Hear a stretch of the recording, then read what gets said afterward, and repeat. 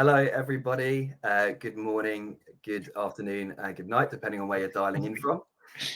Pleasure to have you all here today. Hello, everyone. Nice to see you all. Nice to see lots of chats already happening in the chat. That's good. Let's keep it vocal. Absolutely. Seeing some upvotes already on some of the questions that we've preloaded from what's been submitted before the event. So do have a look in the Q&A, and we'll be kicking off with those questions before taking live questions from the floor today. But while we're all kind of waiting for people to dial in, let us know in the chat where you're dialing in from, what you're most excited about learning today. It'd be great to hear that, so we can steer the conversation towards what you guys are looking to get out of it and get the most value possible from this time together. How's it going, Jamie? Hey, Kent, Mysore, nice to meet you. Jamie from Newcastle, how's it going? Hey, Jamie. Excellent. So yeah, if you've come loaded with questions already, start dropping them in, because we'll be getting through your burning questions today.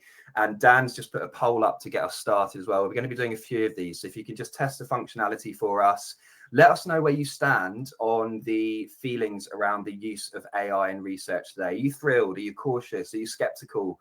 Are you not sure? Let us know what you're feeling around this. Looks like we're having, at the moment, majority of the people sitting up towards the top end, mainly thrilled and cautious. Interesting. A few concerned people. Good to know. All right, we'll leave that up on the screen for a little bit longer. We'll give a couple more minutes for people to dial in. It's great to see such a mixture of different people dialing in from all over the world. So thank you again for taking the time to join us today. Absolutely. Sorry to hear, Malia, that you're in rainy Barcelona. My parents are over in Malaga at the moment and experiencing the same. I understand it's been like that for a little while. And once it's a bit nicer here in the UK. Yeah, definitely. I've actually, been really enjoying it over here in the UK. So hopefully the sun comes back to you guys soon, although I'm sure you get your fair share of it down that way. Spread the love. Absolutely. So we'll just give a couple more minutes for everyone to dial in, get used to the chat. Let us know where you're dialing in from, what you're most excited about learning today. You'll see some of the questions we've already loaded up, and then we'll be running through the chat to take questions from all of you lovely lot. So drop anything that you'd like us to answer into that, and we'll get back to that once we've gone through the initial Q&A together. And for those of you who can see the poll on the screen that haven't yet voted, let us know what your feelings are today around the use of AI in research, and we can see if we can change that somewhat by the end of this session. Absolutely. Seeing a good spread actually around cautious, thrilled and curious. So yeah, it's going to be interesting. Maybe we should bring the poll up again at the end and see if any perceptions or things have changed. But yeah, we'll leave this up for 1 or 2 more minutes and then we'll get cracking. Absolutely.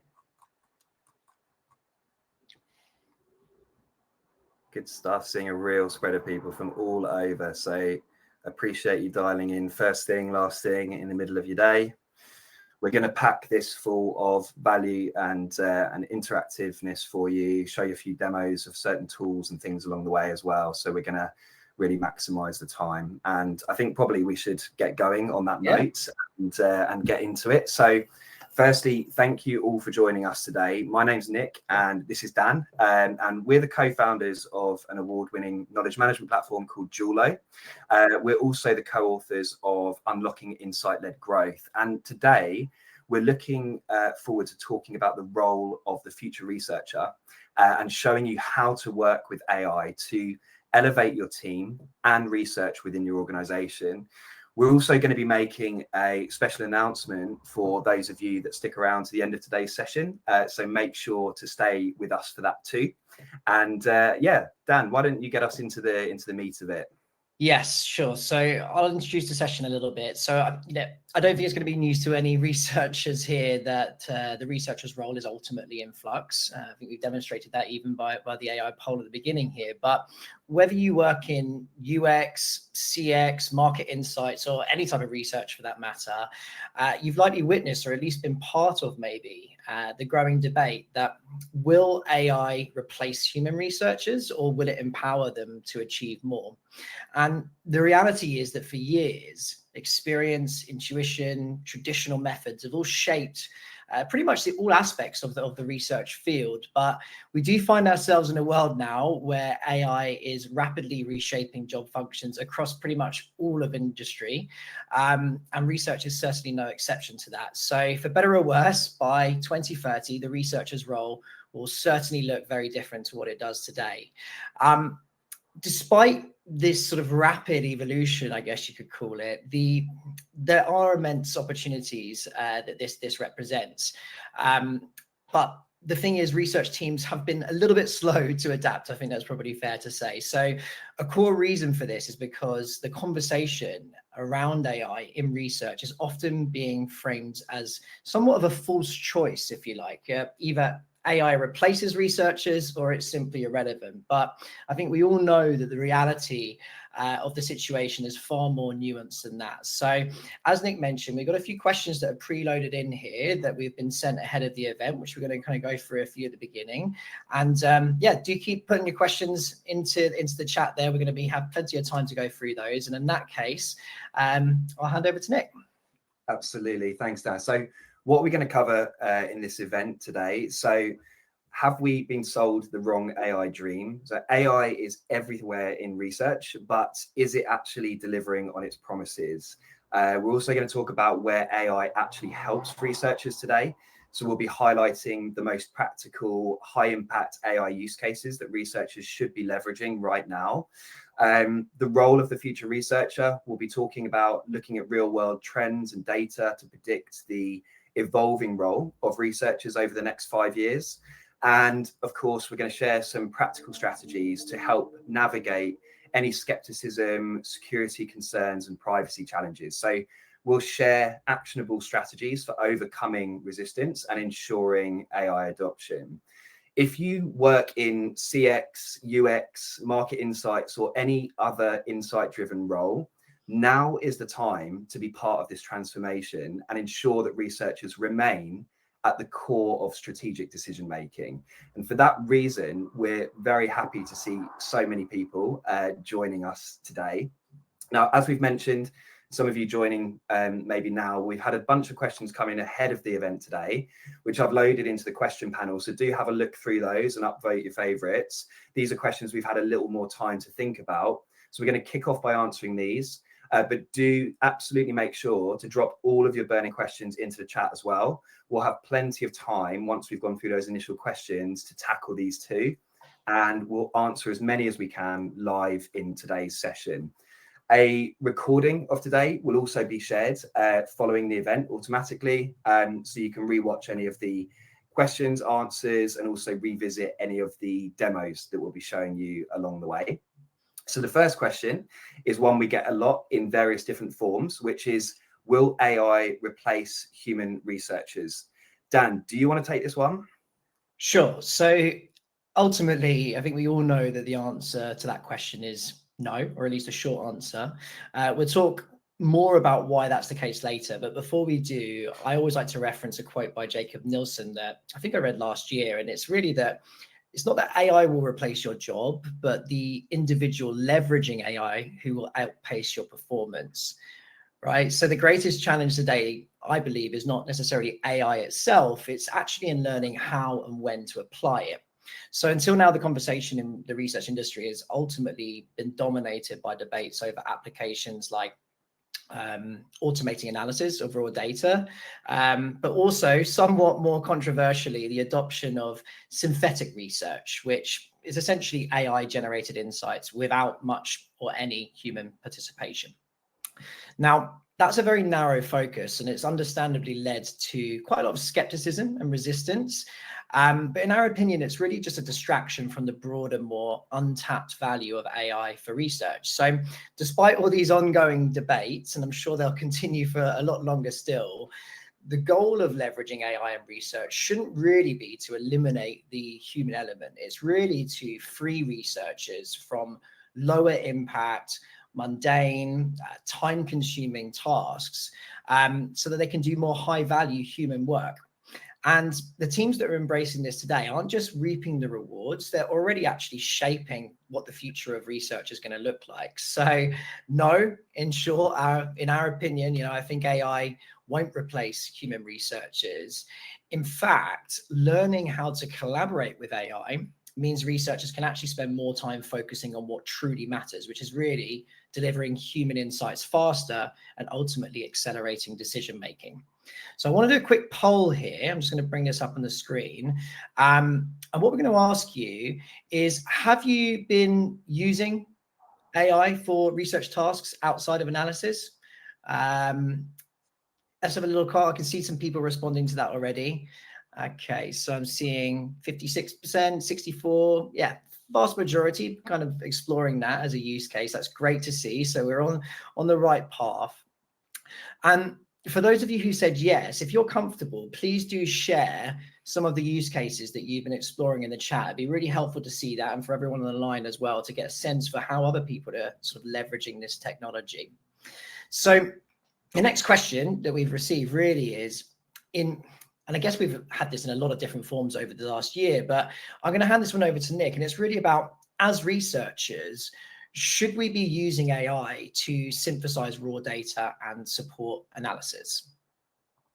Absolutely. So despite the hype, many of today's AI-powered research tools haven't really delivered on their biggest promise, which is helping teams to deliver quality insights faster. The reality is that we've been sold the wrong AI dream.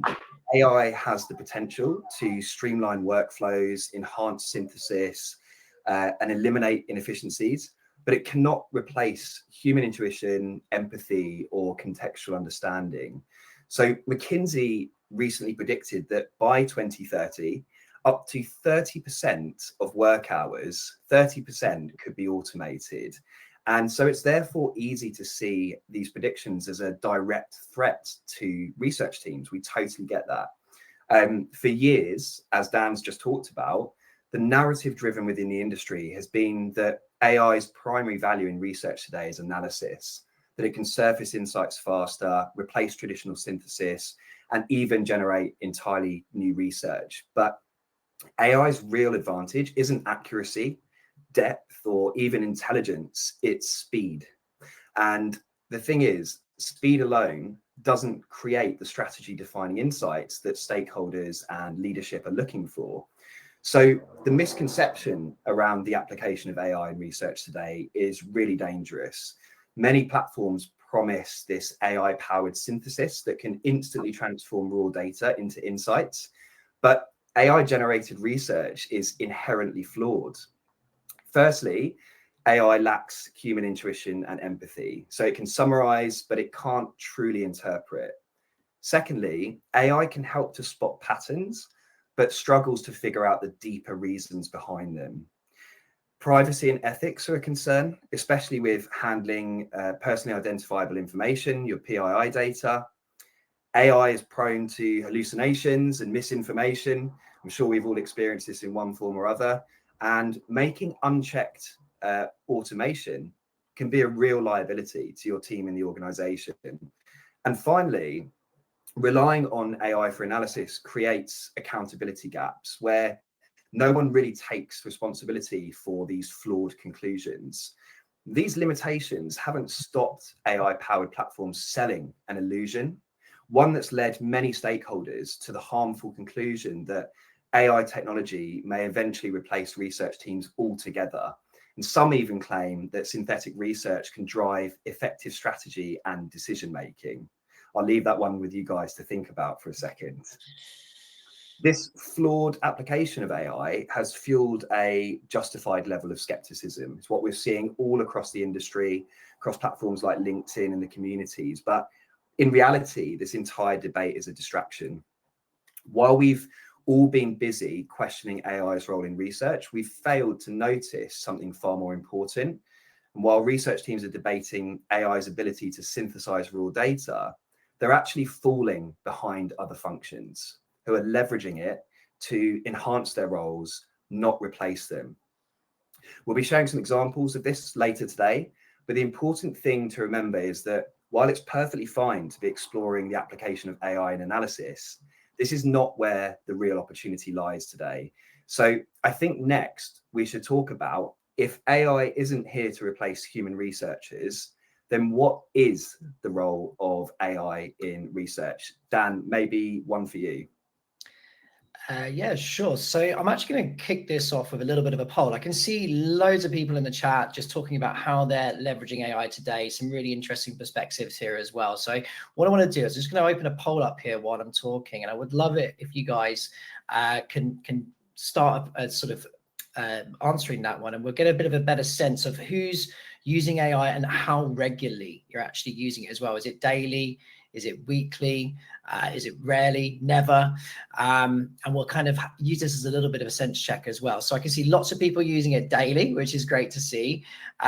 Most people using it, the overwhelming majority using it on at least a weekly basis. So, as we've established, for researchers, AI's true power really isn't in necessarily replacing human insight. It's actually in amplifying it. And at Dualo, we believe that the future belongs to researchers and teams who embrace technology and look at this more of a research assistant rather than a researcher itself, if that makes sense. So imagine how much time that we could free up to focus on highly strategic, inherently human work if all of us could have a super fast, enthusiastic, and hyper knowledgeable personal assistant. So as we've established, and as Nick's just talked about there, really AI's greatest benefit is absolutely speed. And as if in sync, I think the big problem that researchers have faced in recent years is really in just keeping up with the growing, fast-paced demands of businesses that they serve, right? So to remain relevant, research teams must reduce that friction and deliver more insights on demand. Now, that's easier said than done, I appreciate, but the reality is that when a product leader has got to choose between waiting weeks for foundational research or launching a series of faster experiments, they're often, unfortunately, going to default to the latter. But with AI assistants, research teams do have an opportunity to match the speed of decision making. So today, as I'm sure everyone, and do chat and put this in the chat here as well, but I'm sure that everyone here has over the years wasted countless hours on just repetitive research tasks and administrative work, things like documentation. But imagine if with the right guardrails, we could all lean on virtual assistants to take on some of those more mundane and repetitive tasks, such as recruiting and scheduling participants, tailoring discussion guides, or proactively responding to stakeholder questions. I'm sure we're all receiving those in Slack and Teams and over email. Well, imagine a personalized response to that, backed with research and insight-driven answers. But there's other applications as well. Imagine taking on time-consuming tasks like literature reviews or desk research. I've seen a few people in the chat here talking around sort of leveraging things like deep research as well. And, that's a real competitive advantage. So tasks that would have once taken hours, if not days, can now be completed in minutes and actually ultimately free up time for researchers to focus on more high impactful stuff. So by collaborating with AI to streamline these repetitive and mundane tasks, we can ultimately just free up a lot more time. And I think that leads probably quite nicely, actually, into the next question that we received ahead of the event, which is really something that is quite interesting. Isn't it more important to focus on cultivating a research culture over using tools that go fast but can be inaccurate? I think that's a really interesting question, Nick. And is that the one that you're happy to take on there? Yeah, I'm absolutely happy to pick that up. So culture is certainly important. Enabling researchers to work smarter and faster, it doesn't just improve efficiency, right? It actually helps to shift the culture surrounding research within an organization. What I mean by this is when your stakeholders receive immediate insight-backed answers and see researchers and their AI assistants proactively recommending valuable new research to de-risk key business decisions, something changes. And we've experienced this firsthand with so many teams. Stakeholders start asking, given what we already know, what can we research next to support this new initiative or support this other objective that we're currently working towards. And this growing demand for research effectively strengthens the research team's value proposition, positioning researchers as indispensable strategic advisors in the eyes of leadership. And it's not just about providing insights in real time, but also working with AI to help your team respond to complicated last-minute change requests. We've all been there, right, in one guise or other. In fact, let me share my screen quickly and show you guys something here. So I'm just going to bring this up and project it to the room. So just a little bit of feedback. Is that coming through okay on the screen to everyone? Yep. Excellent. Good stuff. So this here on the screen is a custom GPT that I built in just under 10 minutes, designed to help researchers and wider roles, wider roles that researchers are supporting, basically to create a research plan, but in a fraction of the time. So what I've got here is a dialogue that I've been having with this agent here that's effectively asking me around what am I researching at the moment. And I've been able to step through a process here to help me define a goal that I'm happy with, some questions that I'm happy to run with for the project. It's even asking me about my approach that I want to follow, whether I want this to be more qual or quant or mixed methods. And then starting to identify some sources, tools, resources that I can use to help streamline this project. And what I mean about being able to drastically streamline the process, and what Dan was talking about there in terms of taking things that would have taken hours, maybe days, into minutes, is here the agent has drafted me a what looks like a 12-week research plan. But you imagine that use case where your product lead, your research lead turns around and says, well, that's all great, Nick, but I've only got 2 weeks to go from starting this to wanting some insights that we can use to drive X, Y, Z decisions. So I'm going to actually just interact again with this GPT and say, look, let me just make sure I'm on the right tab here. Ooh. It's frozen. Got to love the technology. Let me see if I can just refresh that for you guys and go back into it. What I'm going to do is when that's back on the screen, just go back to where we were and just say, look, I've only got 2 days to get this done.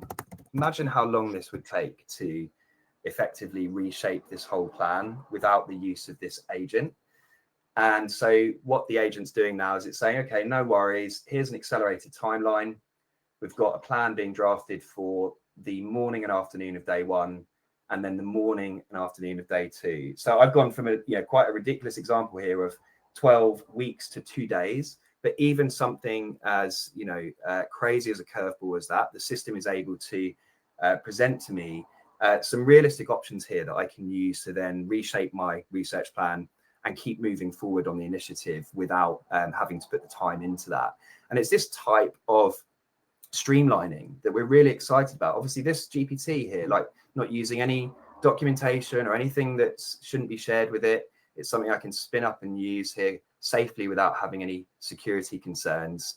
But it also helps me to create a level of consistency in the outputs that are created when planning a new research project.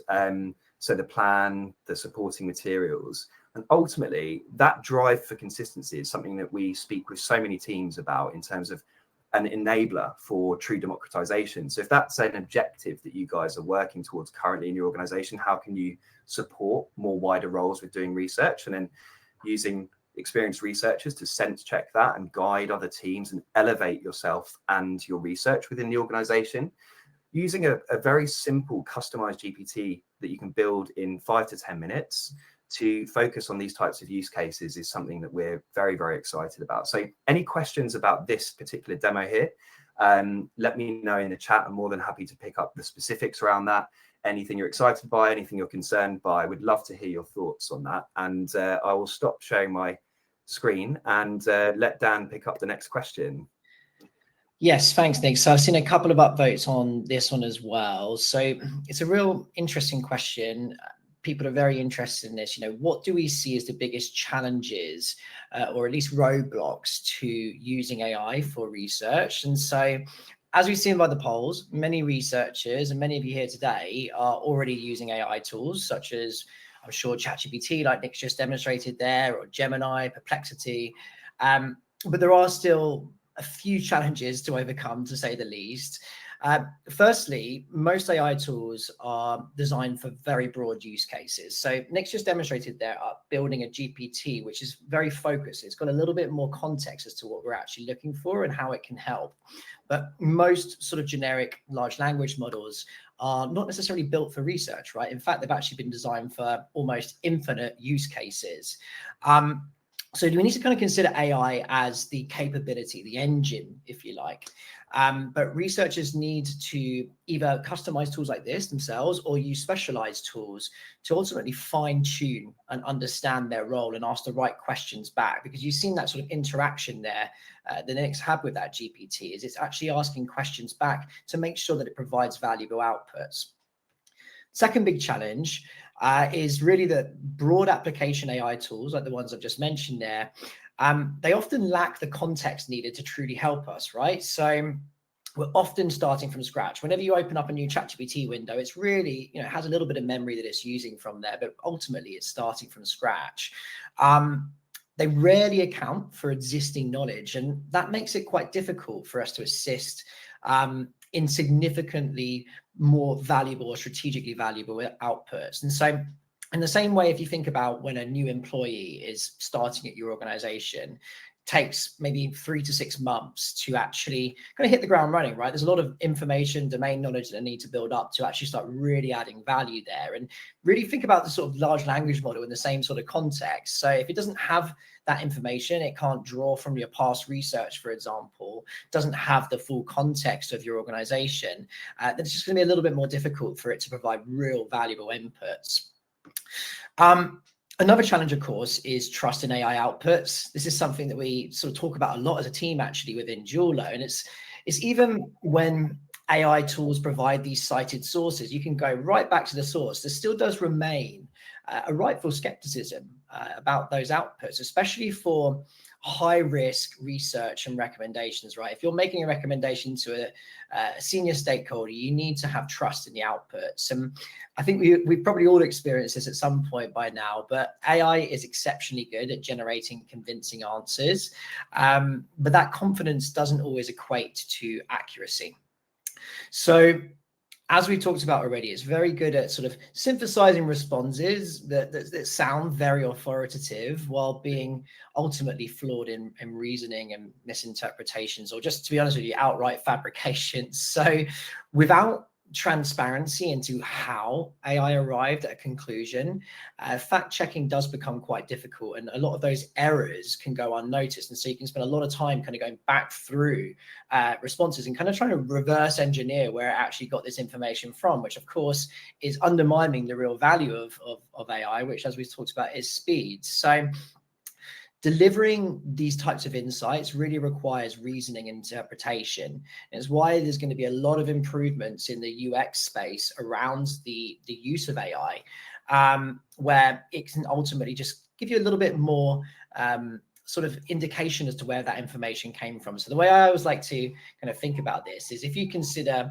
a maths student providing only the final answer, without showing you their workings, which is why it makes a lot more sense to me now, why our teachers always used to get us to show the maths workings out of things. It's not clear whether they truly understand it or they just guessed correctly. And so if you think about it in that context, AI is really just going to do the same as that, really, and ultimately show its workings to build that trust. It brings us back to the real application, or the real opportunity in AI here, is that, for lower stakes tasks like refining a research plan that Nick's kind of just showed us there, or suggesting new questions for interviews, or anything that's sort of maybe less around synthesis, researchers can actually more effectively rely on intuition to spot some of these hallucinations and inaccuracies. But for critical research, AI needs to be transparent and verifiable. There's another challenge as well that we talk about a lot, which maybe is less sort of talked about in the industry, which is really around sort of like the blank page problem. I'm sure that we've all sort of sat there in front of ChatGPT and sort of not really necessarily known what to put in there or how we can get value from it. And I think the reality is that most of us are not yet seasoned prompt engineers. And without that sort of clear guidance, or as Nick's just demonstrated there, a little bit of kind of input and collaboration from the AI itself, it can be quite difficult to extract that value. So AI really just needs to work proactively with researchers and offer suggestions and prompts that are going to spark new ways of thinking and collaborating with it. And finally, and possibly the most contentious issue that teams using AI still have is security and privacy concerns to navigate. Right, this is something that Nick mentioned earlier in the Ask Me Anything today. It's why teams quite rightly face a lot of resistance from InfoSec teams, leadership, etc. Certainly not unwarranted. Regulatory scrutiny is only increasing. In 2024 alone, nearly 2 billion euros in fines were issued across Europe alone, which is a 14% increase from the previous year. So we need to have a safeguarded approach. We need to make it so that organizations can turn security from a blocker into a competitive advantage. The key in our experience to doing that is ensuring that the AI tools that you're using meet these strict data protection standards, while also educating people ultimately on the responsible use of AI. It's a two-way thing. You can have the power and the technology itself, but you also need to educate people on how best to use that and do that in a secure and safe way. Interestingly, when it comes to AI and resistance, which I'm sure many of us have experienced when trying to use these tools in the past, a recent Boston Consulting Group survey actually found that when teams, individuals, InfoSec, leadership have hands-on experience with AI, it actually significantly increases optimism and adoption. It ultimately means that these sort of security concerns often decrease as familiarity grows. And of course, everyone's becoming more familiar with AI now. We're becoming much more comfortable with the term. And so this sort of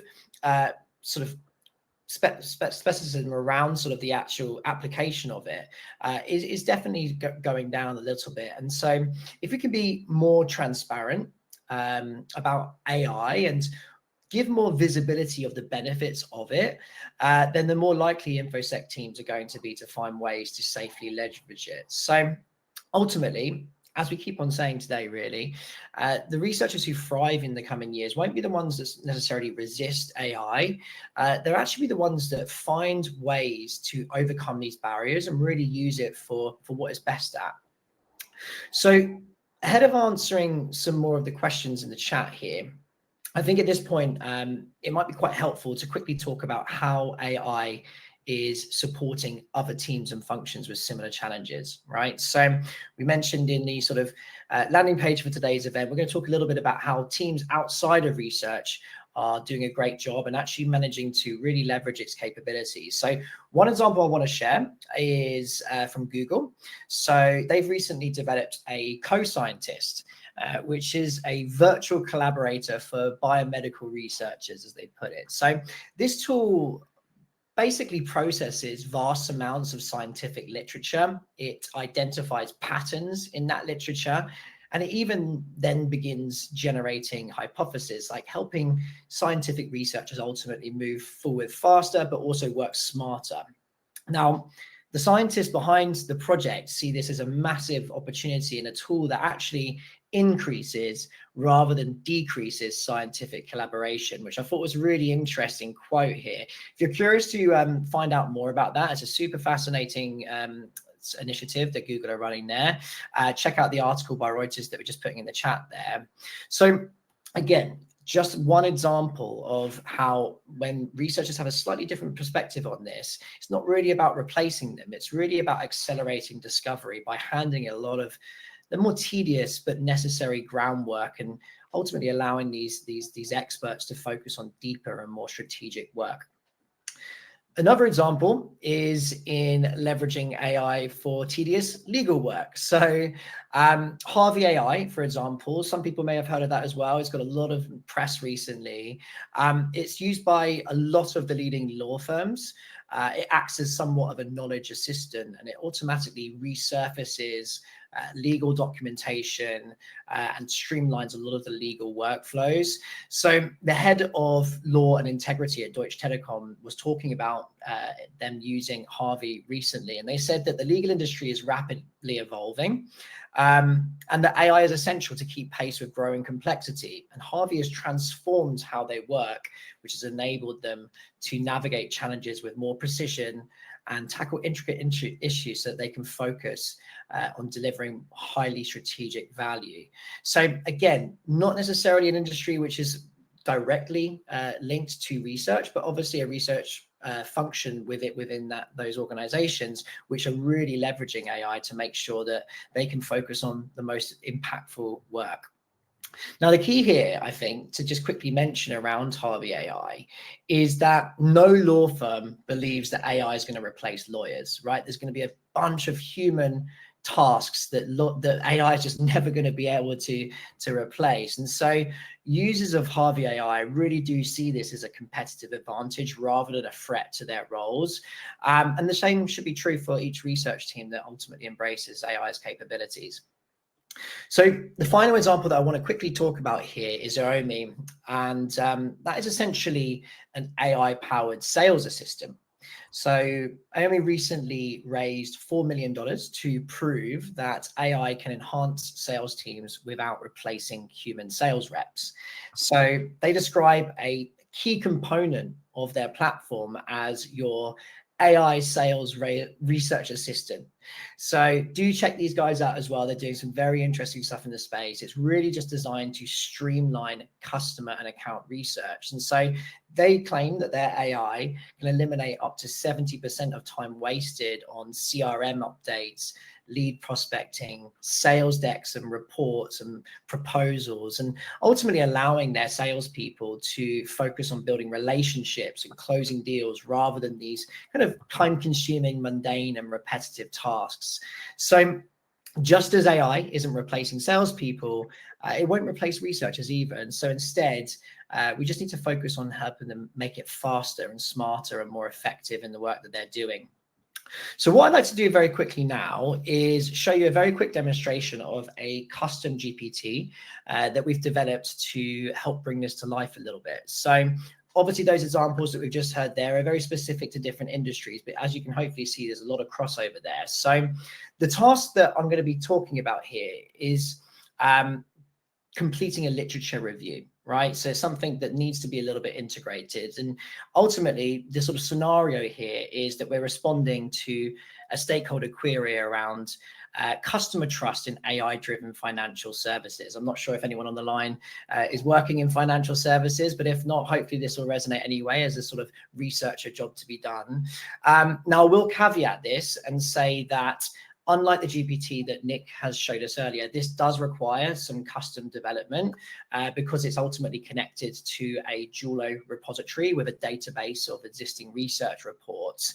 And I think that's probably my sort of understanding around the real difference between generative AI and AI agents, which are ultimately taking that generative AI capability, but they're also capable of autonomously connecting multiple systems and databases and creating, downloadable outputs as well. So they're kind of doing a lot of those kind of in-between jobs for you. So what I'm going to do here, I'm just going to share my screen quickly, and we'll quickly dive into a quick demo.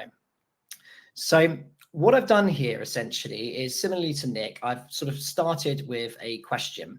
So the sort of AI agent itself has kind of said, hey, how can I help you? And what I've ultimately instructed it is that I need some help conducting a literature review on customer trust in AI-driven financial services. And so the key thing here really is around collaboration, right? It could just go away and just give me a response here, but what it's doing is it's actually asking me for more information so that it can help me more effectively. So one of the questions that it's asked me around is research focus. So are you looking for general insights on customer trust, or do you have a specific angle in mind? So what I'm going to tell it is I'm going to focus on trust in AI-powered investment recommendations. So what's then going to do is it's going to take that into context, and it's going to sort of ask me any further questions that it might need. So I can see there's actually 2 or 3 topics here. So now it's going to ask me around stakeholders. So who is the literature review for? So again, these are the types of things that if we're just doing a literature review, we need to know what our audience are. Are we presenting to executives, to researchers, to product teams? So I'm just going to tell it that primarily product and strategy teams. So let's see what it comes back with that. So it's going to sort of understand that that's what it's working on. And finally, it's asked me around scope and recency. So do you want me to prioritize recent research, e.g. last 5 years, or should I include foundational studies as well? Interesting. So I would like a mix.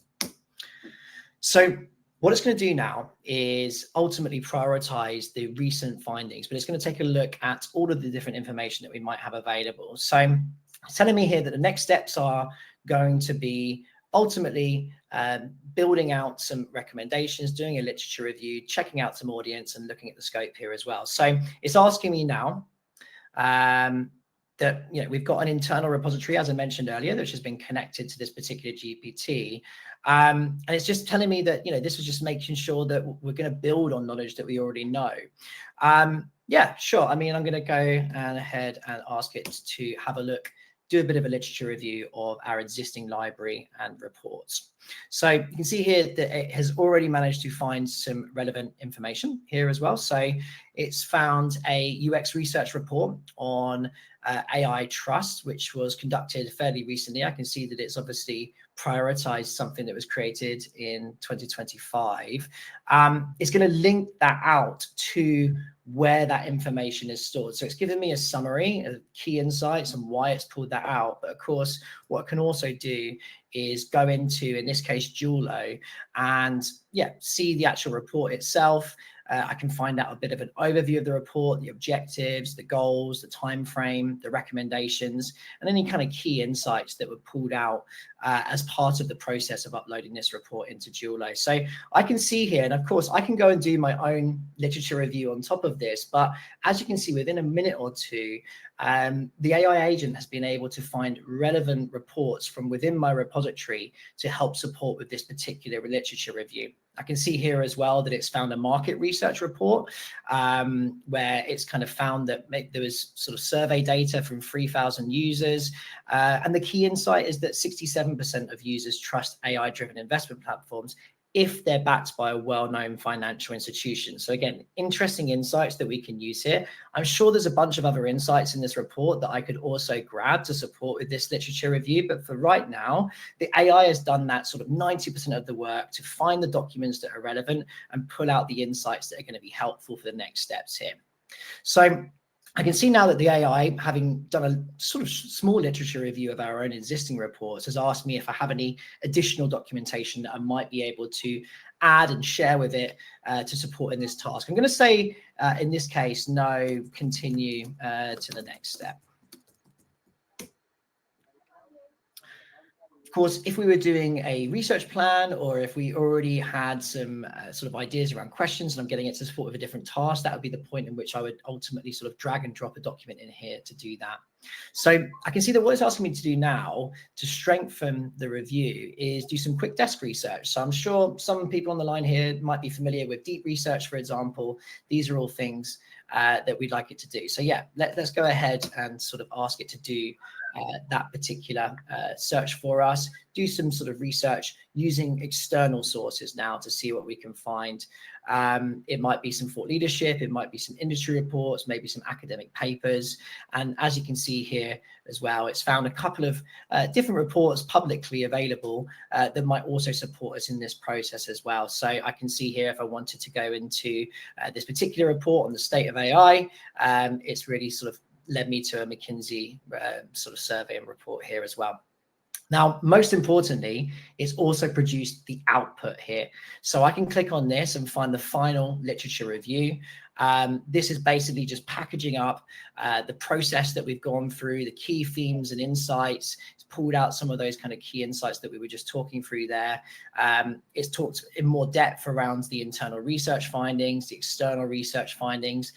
Talked about some gaps as well and some challenges in existing research. It's talked about maybe there's some bias towards AI models. Maybe we should look for longer term AI adoption trends or cross-industry comparisons. So again, it's really looking to support us here in sort of what the next steps are for this particular literature review.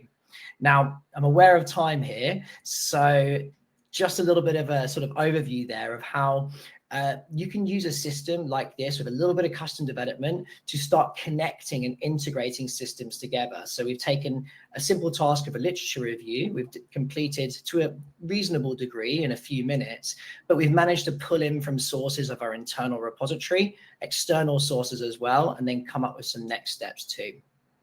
So that's ultimately the demo that I wanted to show you there. We're at time here as well, Nick. We've got another question that came in ahead of time, which is around our researchers that aren't leveraging AI falling behind. Is that one that we can quickly take now before opening up the room? Yeah, let's do that, and then we'll. I've just been going through the chat and grabbing as many of the questions as I can from the chat and putting it over into the Q&A. So we'll take as many of those as we can as well. So, yeah, I'll take this final pre-submitted question around our researchers that aren't leveraging AI falling behind. So, the biggest mistake researchers can make today is not acting now. AI isn't a future possibility; it's already here, and the teams that are embracing it are already leading us into the next era of research. Some teams will adapt and thrive. Others will hesitate and quickly become less relevant. That's the cold, hard truth. Consider the exploration of AI today as a one-off opportunity to ensure that research becomes one of the most influential functions in your organization. AI gives you the power to streamline repetitive tasks, provide insights in real time, de-risk decisions, and ultimately become an indispensable strategic partner. Or you could always continue competing with teams that ship, fail, and learn fast, often without consequences. So the choice really is yours to take.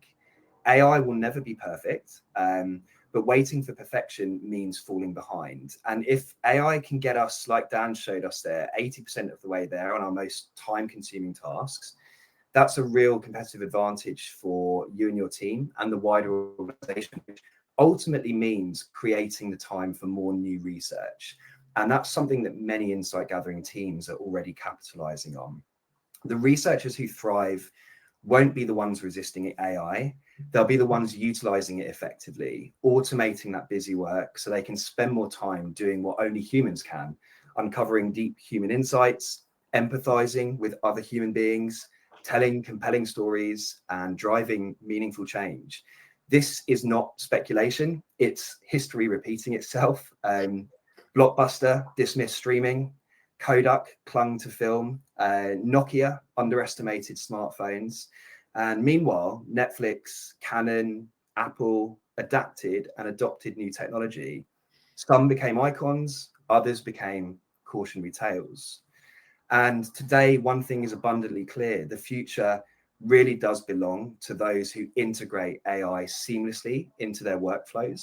The tools are here, the opportunities are vast, and the time to act is now. So let's start taking some more questions submitted by today's audience in the chat, shall we? I'm not sure if any have taken your eye there in the Q&A section, Dan. So we've got a few that are popping up here. So Stephen's kind of asked, what skills do researchers need to develop today to remain competitive and relevant in the AI-driven research landscape of the future? And I think it's a great question. I think hopefully kind of covered a lot of that throughout today's Q&A. But the thing that I'd like to add there really is just around sort of getting familiar with AI solutions, how those solutions can be connected together, like the example I've just shown you there. And of course, a foundational skill that I think we all need to start learning as soon as possible really is getting better at prompt engineering. I think it's one of those things that, as we all know by this point, if you put crap into AI, you get crap out. And so if you really work on building more in-depth and contextual prompts and ask the AI itself to sort of tell me how I can give you more information to help me better. It's really, really a super skill to be learning at the moment. So yeah, hopefully a lot of that question has been answered throughout today, but I'm not sure if you had anything else that you wanted to add to that one, Nick. No, that sounds great, and great question, Stephen. I was actually going to transition on to Sarah's question, which is somewhat related and add to this conversation in that way. So if I pull up Sarah's question here, which is how do we keep up with AI and research? It's changing so quickly. There's different models, different tools. So how do we approach that? And really, it goes back to what Dan was talking about earlier in terms of those statistics around exposure to and experimenting with these tools to become more comfortable. AI is on a journey. It's at the beginning of its wave. It's a very exciting time where access to these types of systems is often free to begin with. And our best advice would be to get stuck into some of the kind of front runners in terms of the available generative tools out there, like your ChatGPTs, your Perplexities, these types of tools, and start playing around with having a conversation with these tools and seeing what you get out of it. You can then take it to the next level by starting to build your own GPTs, like the one I showed you earlier. And really, honestly, the limits, it's limitless now, where people are using these tools to even go as far as building up apps and websites and things without touching a line of code. But from a research perspective, I would recommend getting started with the generative AI tools. Just sign up for an account. It can be on your personal account, play around with some dummy data, nothing that's going to put your company at risk, and just get going, because it's an experiential development. That's the way that people, companies are learning about this technology at the moment, is just getting stuck in. So it's about taking that first step, and hopefully today has encouraged you somewhat to give that a go. Right. I can see the next question here is from Benjamin. Isn't there a risk that the same expectations of going faster ends up becoming or coming for also things like strategic or more human tasks as well? Won't businesses just always want to move faster? And I think that's a fair expectation. I think if anything, what we've seen over the last 2 or 3 years is that businesses have to adapt very quickly. You look at, 3 or 4 years ago, the sort of pace of change has dramatically shifted. And so, yes, there is that risk, but I think we're just going back to those original points that Nick mentioned earlier about some of the inherent flaws of AI, is that, ultimately it lacks human intuition. It lacks empathy. Yes, it can help spot patterns, but it really does struggle to figure out some of the deeper reasoning and leverage some of the nuances that only humans really at this stage going to be able to interpret. And so, yes, while some of that more strategic work might always at some point go towards AI as well, there's always going to be a place for a human being able to interpret vaster quantities of this information and really be able to turn that into action, right? So it's really the engine that we're talking about here. The strategic advisor really lies with the human being still. Absolutely. And I'm going to take another one of Sarah's here just because of the amount of reactions to this one, which is, could I share a GPT that I make and make it accessible to others? There's a movement in my business to get UX designers conducting their own research, and standardizing the research plan in this format would be a great way to help UX designers understand how to write one effectively with minimal time and effort. And yeah, absolutely. I think if that's an opportunity at your organization to do so, and democratization is an objective or something that you're looking to tackle in a productive way, using something like one of those custom GPTs is a fantastic way to start opening that up to wider roles that are doing research but perhaps not in a full-time capacity, and being able to drive some consistency around the outputs and the outcomes of doing that. And we're not suggesting that you start necessarily sharing these out and expecting people to go completely solo on their own. Like, the role of the experienced researcher in that particular use case, so in Sarah's use case here, should be to act as the coach or the guide that enables those people to maximize the use of those tools, and checking on the output, making sure that you're comfortable from a researcher perspective. But ultimately, by democratizing this type of more tactical research, as an example, by using AI to effectively eliminate a lot of the more mundane tasks, you're only going to elevate yourself and your team to be able to do more strategic work and to be able to do more genuinely net new and innovative work. So yes, it's a fantastic way to do it, and you need to decide what guardrails you put around that as you begin to roll it out. Think big, start small, pick a few friendly designers to start working with that advocate for this way of working. Start there, see how it goes, and roll out. We're all product people here at the end of the day, ultimately, and so taking that product approach to testing and iterating on this type of stuff, absolutely. And Marie actually had a follow-up question to Sarah's there, which is, what professions might start conducting more research due to AI tools? Yeah, absolutely. So the professions that will be, open up to using this type of AI to conduct research is really, I think it can go as far as anyone within an organization that's doing some form of research. Like, we all come from different research paths here. Some people on the call will be from a CX background, from a UX background, from a market insights background, but ultimately, even your sort of teams that aren't necessarily customer facing will be doing some sort of research in terms of where to go next with their strategy, where to take certain internal processes forwards. And so any form of research can absolutely benefit from AI. So my sort of short answer to that question is that I really believe that anyone within the organization can benefit from using AI for research as just one use case that AI can support with today. I don't know if you've got anything to add to that, Dan. No, I think that absolutely makes sense. It's really about giving people the opportunity to explore this using AI, but giving them the right guardrails as well. Now, I can see there's a couple more questions in the chat here, which we will stay on the line for a couple more minutes afterwards to answer. But before we leave you today, the big problem that most teams face is that they have these amazing big ideas, they have tons of great insights, but I often just lack that trusted technology partner to make it happen. So it's our mission at Dualo to make this technology accessible and leverage AI to elevate, not replace researchers. And thousands of users are already using Dualo, and we're actively collaborating with tons of teams in the space to bring some of the concepts that we've talked about today and what we've shown you today to life. And so if you'd like the chance to be a part of that, we're always on the lookout for ambitious teams to partner with. And today we are very excited to announce Dualo 2.0.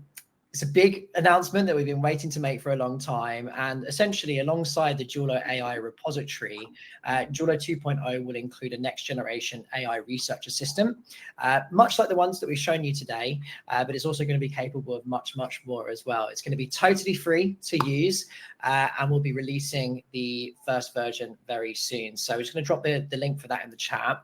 So if you would like to sign up for the waitlist for free access and be some of the first teams to use that, ultimately helping us turn this vision into reality, then you can get more information in that link, and you can sign up via the form on that page as well. So in terms of these last couple of questions, then we've got a couple more minutes. We can stay on the line if you'd like to as well. So I've seen one from Kent at the bottom here as well, which is all around sort of, I believe this question may have come in during my demonstration, but ultimately, does this require me to capture and form a research repo manually for the GPT to tap into? So it's a good question. In the context of the example that I was showing, it would be drawing from a repository or a database. It doesn't have to be this pretty database like I showed you there. It can just be a database of files. But as I said, it does require some custom development to connect those two systems together. It's always going to be helpful if your GPT is, particularly for a task like a literature review, pulling from a database of information is going to be relevant, right? Because if we're asking it to do a literature review, we need it to have all of the relevant information to tell us, this is what we have, this is the gaps that we're missing. Should we go and plug that now with some external research, or ideally some new primary research as well? So in short, the answer is yes, you would need to have a repository, but it doesn't need to be this big process. And ultimately, one thing that we often get teams to do is prioritize and think big, but start small. So if you are working on a particular initiative and you've been given 30 or 40 documents, or you found 10 documents on your shared drive that might be relevant, put that into a database and connect that with a GPT and ask it to do this, perform the same processes that I've shown you today. It doesn't need to be an exhaustive repository of every piece of research you've ever done. You can also start chunking this into smaller bites as well. So hopefully that answers your question there, Ken. Absolutely. Thank you for that, Dan. And yeah, aware of time now. And yeah, hopefully we've been able to get through the majority of the questions that were submitted today. If you haven't had your question answered, we'll look to follow up with any questions that weren't discussed during this session. We hope you found this helpful and helped to think about AI in potentially a new way, a new exciting way. And yeah, equally excited as Dan to launch Dualo 2.0 today, so be sure to check out the waitlist and sign up so you guys at the top of the list.